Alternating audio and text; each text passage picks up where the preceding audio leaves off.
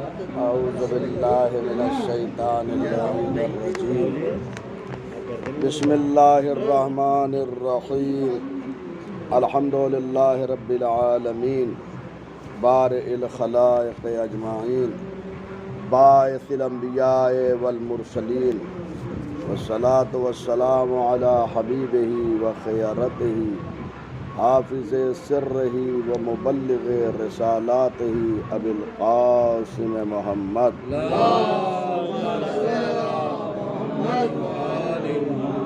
وآلہ الطیبین الطاہرین المعصومین المظلومین لا سیما بقیت اللہ فی الاراضین روحی وارواح العالمین لتراب مقدمہ الفداء واللعن الدائم علی دائهم اجمعین من یومنا هذا الى قیام یوم الدین اما بعد فقد قال علی علیہ السلام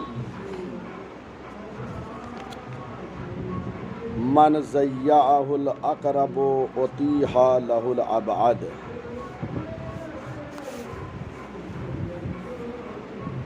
امام علی علیہ السلام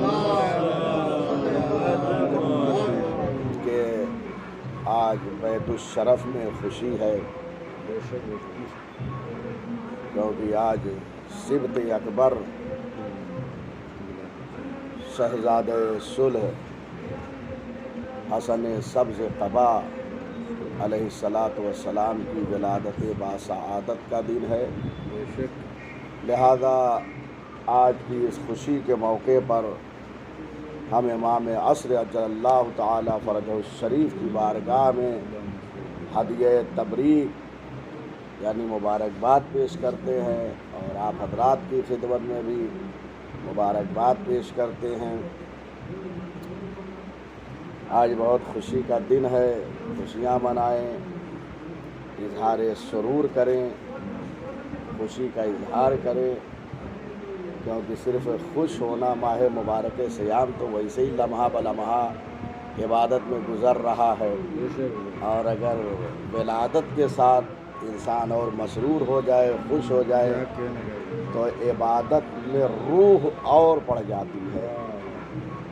ایک طرف تو ان کی ولایت ہے ہی اور دوسری طرف یہ خوشی اور سرور کا دن ہے۔ اللہ تعالیٰ اس خوشی کے صدقے میں کسی کو کوئی غم نہ دے سوائے غم سید الشہداء۔ امام فرما رہے ہیں کہ وہ شخص جس کو قریب کے لوگ چھوڑ دیتے ہیں، قریبی رشتہ دار، اس کو جو ہے دور کے لوگ کیا کرتے ہیں، حمایت اور مدد کرنے پہ تیار ہو جاتے ہیں اور اپنا لیتے ہیں۔ اور فرما رہے ہیں اقرب ہے یعنی بہت قریبی لوگ جب چھوڑ دیتے ہیں، ابعد یعنی بہت دور کے لوگ جو ہے اسے اپنا لیتے ہیں، اس کی حمایت کرتے ہیں، اس کی مدد کرتے ہیں۔ آپ نے دیکھا ہوگا کہ عزیز اور رشتہ دار کبھی انسان کو ایسا ہوتا ہے چھوڑ دیتے ہیں، اب وہ عزیز اور رشتہ دار اس میں کوئی قید نہیں ہے، اقرب میں نسبی بھی رشتہ دار آ سکتے ہیں اور سببی بھی۔ نسبی رشتہ دار جو خونی رشتہ دار ہیں، جیسے چچا ہوئے اور آپ کے بھائی ہوئے یا دادا بھی ہوئے، سب جو ہے رشتہ دار یہ نسبی خونی رشتہ جو ہے یہ سب جو ہے چھوڑ دیتے ہیں، یا سببی ہو، سببی مثلا جو کسی سبب کے ذریعے، جیسے سسرالی رشتہ دار خونی رشتہ نہیں ہے، ایک شادی کے ذریعے سے رشتہ ہوا ہے، سببی رشتہ ہے، تو کبھی کبھی یہ بھی چھوڑ دیتے ہیں۔ سالے ہیں جنہیں برادر نسبتی کہا جاتا ہے، وہ بھی جو ہے منہ موڑ لیتے ہیں، لیکن حالات اچھے ہو تو منہ نہیں موڑتے ہیں۔ ہاں، اگر حالات اچھے ہوں تو منہ نہیں موڑتے۔ زیادہ تر حالات جب انسان کے مالی کمزور ہوتا ہے یا مکان اچھا نہیں ہے، لباس اچھا نہیں، تو ایسے موقع پر لوگ چھوڑتے ہیں۔ ہاں، اب یہ آنے کا تو قریب آتے ہیں۔ ہاں، اب یہ اور بات ہے، ہاں اگر کسی کو پوچھا جاتا ہے تو بس سلام علیک کی حد تک، لیکن حالات اچھے ہو جائے، کسی پوسٹ پہ وہی چلا جائے، دیکھیے پھر ہر ایک اپنا رشتہ جو دور کا بھی ہوگا ابھی جوڑنے لگے گا، اور بتائے گا کہ یہ تو ہمارے نانی کے اور فلاں کے، یہ ایسا بتائے گا، سمجھ نہیں رہی ہے حالات ایسے ہیں، وہی دنیا ہے۔ ہاں تو بہرحال امام فرماتے ہیں کہ اگر بہت قریبی لوگ چھوڑ دیتے ہیں، قریبی چاہے نسبی خونی رشتہ دار اور چاہے سببی سالے سالیاں سسر سب اگر چھوڑ دیں تو ایسا نہیں کہ پروردگار آپ کو تنہا چھوڑ دے گا، وہ ایسا سبب بنا دے گا کہ آپ کی حمایت اور مدد دور کے لوگ کرنے لگے۔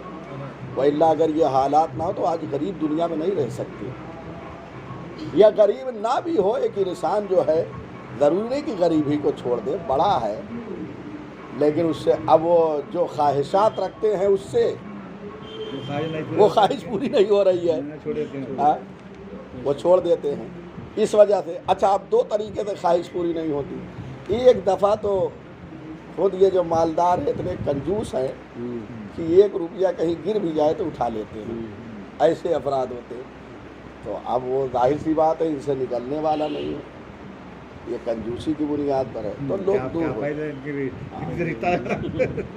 یا ایک مرتبہ ایسا آتا ہے کہ وہ عطا بھی کر رہا ہے لیکن کبھی ایسا ہوا کہ نہیں دیا تو بھی منہ موڑ لیے، یہ سب حالات پیش آتے ہیں۔ یا یہ سب نہ بھی ہو پھر بھی انسان پہ کبھی ایسا وقت آ جاتا ہے، اپنے ایک مشن کو لے کے چلا، یہ سب تو چلیے مال دولت سے متعلق، ایک مشن ایک تحریک کو لے کے چلا، مثلا میں یہ چاہ رہا ہوں کہ بھئی دینداری ہو اور ہر ایک بیدار ہو اور ہمارے رشتہ دار سب جو ہے خواتین حجاب میں رہیں، مرد جو ہے اپنا سارا ظاہری وضع و قطع اسلامی بنائیں، تو مخالفت ہوتی ہے نہیں ہوتی؟ بے شک ہوتی، گھر ہی میں ہو جاتی ہے کہ آئے ہیں ہمیں سمجھانے کے لیے یہ سب متعدد طریقے سے، تو جب یہ قریبی چھوڑ دیتے ہیں تو دور والے حمایت کرنے لگے۔ بے شک آپ دیکھیے پیغمبر اکرم صلی اللہ علیہ وآلہ وسلم اسلام کا ایک مشن لے کے چلے تھے یا نہیں؟ مکے کی سرزمین سے اسلام کا پرچم بلند کیا، لوگوں کو اللہ کی طرف دعوت دیا، مخالفت ہونے لگی یا نہیں؟ اب کون لوگ تھے؟ اپنے ہی تھے، اپنے ہی لوگ جو ہے مخالفت کرنے لگ گئے تھے۔ حالات اتنے خراب ہو گئے مکے کے کہ پیغمبر کو وہاں سے ہجرت کرنا پڑا، چھوڑ دینا پڑا۔ حضرت جو ہے مکے سے مدینے، کون لوگ اپنے بھئی اسی قبیلے میں وہیں رہے، وہاں رشتہ دار تھے، سب کچھ تھے، سوائے چند کے کون ساتھ دے رہا تھا۔ اب کیا کیا حضور نے؟ ہجرت کیا۔ مدینے میں کوئی آشنا تھا پیغمبر کا، کوئی رشتہ دار تھا اس وقت؟ کیوں ہجرت کر کے آئے؟ جب بہت قریب کے لوگ مشن لے کے پیغمبر چلے تھے، بہت قریب کے لوگوں نے چھوڑ دیا پیغمبر کو، مدینے کے لوگوں نے پیغمبر کی حمایت کیا اور مدد کیا، نصرت کیا، اور وہ بھی وہاں کے 2 بڑے قبیلے اوس و خزرج، 2 قبیلہ اس وقت مدینے میں بڑا مشہور قبیلہ رہتا تھا، اور دونوں کا پاور ٹکر کا تھا، دونوں برابر کے تھے، یعنی اوس و خزرج بھی طاقت میں بہت مشہور تھے، اوس اور خزرج بھی دونوں، اور لڑائیاں بھی بہت ہوتی تھی، خونی لڑائیاں، کیونکہ جب 2 ٹکر کے ہوتے ہیں تو جلدی صلح نہیں ہوتی ہے۔ اچھا اس کے بعد اس میں کوئی اور اگر ذرا سا پیٹرول چھڑک دے آگ میں تو حالات اور خراب ہو جاتے ہیں۔ اب یاد رکھیے 2 قبیلے تھے یہودیوں کے ایسے مدینے میں، ایک یہودی قبیلہ اوس کی طرف تھا اور ایک خزرج کی طرف، اور یہ دونوں یہودی پیچھے سے انہیں چڑھاتے تھے، انہیں ورگلاتے تھے کہ لڑو۔ جیسے آج دیکھیے اسرائیل کیا ہے، جہاں جنگ ہوتی ہے یہودی ہے نا، ان کی سازش کیا ہوتی ہے، ہر جگہ جو ہے وہ لڑانے کا کام کرتے ہیں نہیں کرتے، انسانیت کے دشمن ہیں۔ اس وقت دیکھیے پرانی سازش ہے ان کی، دونوں کو لڑاتے تھے۔ پیغمبر اکرم جب تشریف لائے ہیں وہاں پر تو اوس و خزرج دونوں جو ہے مسلمان ہو گئے، یہ دونوں قبیلے، اور دونوں نے مل کے پیغمبر کا ساتھ دیا. دونوں قبیلے نے مل کے یہودیت پسپا ہو گئی، دونوں مل گئے. اس کا مطلب یہ ہے کہ جہاں لڑائی ہوتی ہے یا تو یہودی ہوتا ہے یا یہودی مزاج ہوتا ہے، یہ سمجھ لیجئے. تو دونوں قبیلے پیغمبر کی حمایت، دونوں آشنا تھے، حدود تھے نہیں، نہ رشتہ دار تھے، نہ عزیز تھے، کچھ نہیں. قریب کے لوگوں نے چھوڑ دیا. پروردگار نے ان دو بڑے قبیلے مدینے والوں کے ذریعے سے پیغمبر کی حمایت کیا، ان کا مشن آگے بڑھا. اور اس کے بعد یہ جو مسلمان ہوئے مدینے میں، یہ انصار کہلائے. انہیں کیا کہا جاتا ہے؟ انصار کہا جاتا ہے. اور پیغمبر کے ساتھ جو ہجرت کر کے وہاں سے مسلمان آئے تھے مکے سے، انہیں مہاجر کہا جانے لگا. وہ مہاجر اور یہ انصار، مہاجر و انصار سنتے ہیں، یہ اس کی تشریح ہے. اب یہ مہاجر و انصار وہاں سے جو ہجرت کر کے آئے تھے، انہیں مہاجر کہا جانے لگا مکے سے. اب ان کا تو مدینے میں کوئی نہیں ہے، ان کو بھی قریب والوں نے چھوڑ دیا. جب مسلمان ہوئے تو سب کو نکال دیا گیا. آج بھی دیکھیے، اگر کوئی مسلمان ہو جاتا ہے تو کیا ہے، چھوڑ دیتے ہیں اسے لوگ، گھر والے. تو پروردگار ایسا موقع فراہم کرتا ہے کہ دوسرے حمایت کرتے ہیں. دوسرے جو ہے پیغمبر کی حمایت کیا، اور ان لوگوں کو جو مہاجرین آئے تھے ان کی بھی مدینے والے حمایت کرنے لگے. اور فرما رہے ہیں مدینے کے لوگوں کے درمیان اور مہاجرین جو آئے تھے دونوں کے درمیان سیغہ اخوت پیغمبر نے پڑھا، یعنی انہیں بھائی بھائی بنا دیا. دور والوں نے چھوڑا ان لوگوں کو جو مکے سے آئے تھے، پیغمبر نے ایک ایک کو یہاں جو انصار تھے مدینے میں ان کا بھائی بنا دیا. کتنی محبت ہو گئی. جب قریب والے چھوڑ دیتے ہیں تو دور والے حمایت کرنے لگتے ہیں. اور یہ بھی یاد رکھیے، آپ ہو سکتا ہے جن پہ بہت زیادہ امید کرتے ہیں کہ یہ ہمارے رشتہ دار ہیں، عزیز ہے، ہمارا بہت ساتھ دیں گے، روایت میں ہے ان سے زیادہ اس پہ امید رکھیے جس کی طرف آپ امید کے لیے وہم و گمان نہیں کرتے کہ یہ ہماری مدد کرے گا. یعنی آپ امید لگائیں ہمارے رشتہ دار، ہمارے عزیز، ہمارے، ذرا پہنچنے دیجیے. آپ کا بیٹا کہیں پڑھنے کے لیے آگے بڑھ جائے، کوئی ضرورت ہو جائے، سب پیچھے ہٹ جائیں گے. سارے رشتے آپ جس سے امید رکھ رہے ہیں، آپ جس سے امید رکھ رہے ہیں ان سے زیادہ امید رکھیں آپ کو جس سے امید نہیں ہے. مثلا رشتہ دار سے امید ہے، ایک غیر سے امید نہیں. کبھی ایسا ہوتا ہے ایک 50,000 کی آپ کو ضرورت ہو جائے، آپ کی عزیز نہیں دیں گے، دور کا ایک انسان آپ کو 50,000 1 لاکھ دینے کے لیے آمادہ ہو جاتا ہے یا نہیں ایسا؟ یہ روایت میں ہے. امام صادق علیہ السلام فرماتے ہیں کن لا ترجو ارجا من کا لما ترجو. آپ جو ہے ان سے زیادہ امید رکھیں کہ جس سے آپ کی امید وابستہ نہیں ہے، اس سے زیادہ امید رکھیں. کیونکہ آپ دوسرے سے امید لگائے بیٹھے ہیں. ان سے زیادہ امید دوسرے سے رکھیں، وہ آپ کے کام کو زیادہ حل کرنے کے لیے آگے آئے گا. ایک مختصر اور کلمہ ہے، آج اس کو بھی پڑھ دیتا ہوں. بسم اللہ الرحمن الرحیم. ما کل مفتون یعاتب. بہت مختصر ہے. امام کہہ رہے ہیں کہ ہر وہ شخص جو فتنے میں پڑ جائے اس کو جو ہے ملامت نہیں کیا جاتا. یعنی جو فتنے میں پڑ جائے اس کو ملامت اور سرزنش نہ کریں، اس کو تنبیہ نہ کرنے کے لیے جائیں آپ، اور اس کو ڈانٹ ڈپٹ نہ کریں. ہاں، کیونکہ دیکھیے فتنے میں جو پڑھتے ہیں، اب فتنہ کئی طریقے سے ہو سکتا ہے. مثلا ایک دفعہ فتنہ یہ ہے کہ ایک انسان ہے بیچارہ کمزور، اس کو کسی فرقے کے لوگ نے عقائد کے لحاظ سے تھوڑا سا بہکا دیا.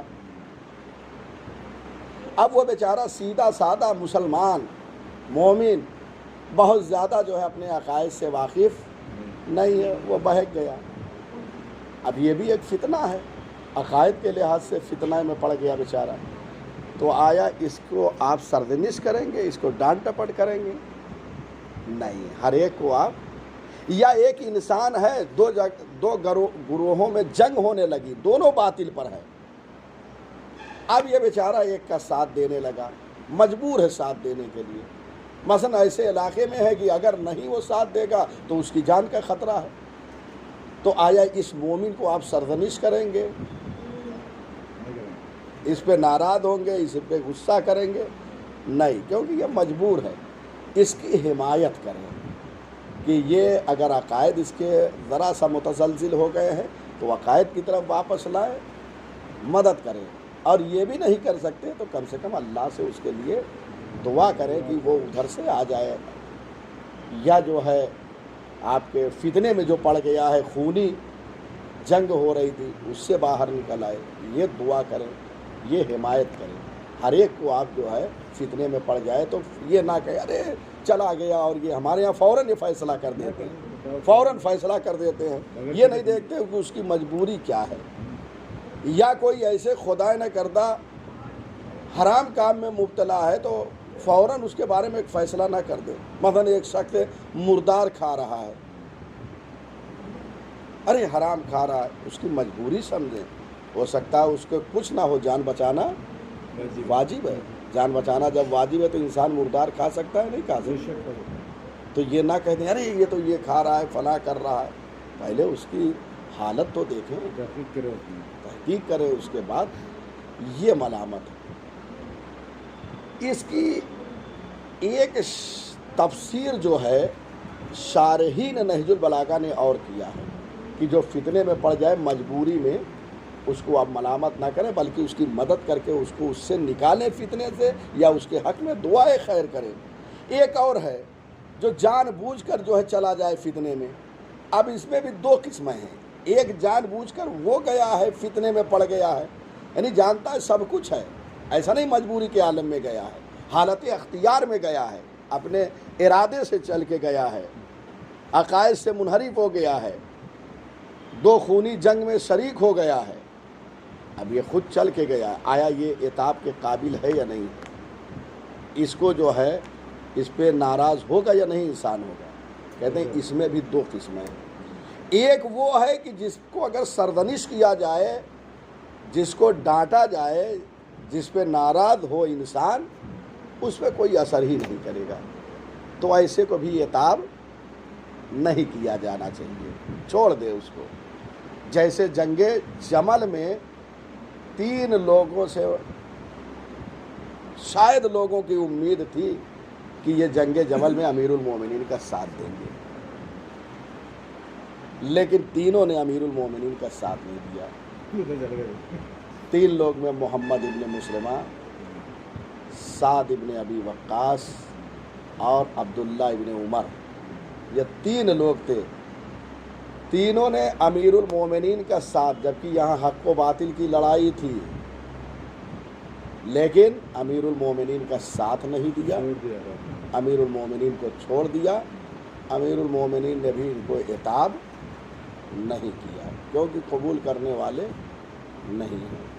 بہرحال اب رہ گئی بات یہ کہ کس کو عتاب کیا جائے؟ جو چل کے جائے، جان بوجھ کر گیا ہے، لیکن وہ اگر اس کو سرزنش کیا جائے تو وہ نادم ہو جائے گا اپنے گناہ پر، تو ایسے لوگ سرزنش کے قابل ہیں، انہیں جو ہے کیا نام ہے آپ عتاب کریں، ملامت کریں، تاکہ وہ اپنے اصلی حالت پہ پلٹ آئے۔ وصلی اللہ علی محمد وعلیہ الطاہرین۔